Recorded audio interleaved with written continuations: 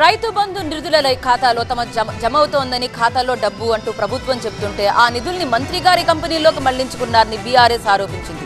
రైతు బంధు నిధుల విడుదలపై ప్రభుత్వం క్లారిటీ ఇవ్వాలని డిమాండ్ చేసింది.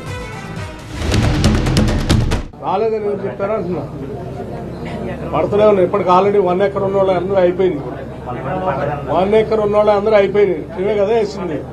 ఇప్పుడు 2 ఎకర్ 2 ఎకర్స్ ఉన్న వాళ్ళకి స్టార్ట్ అయింది.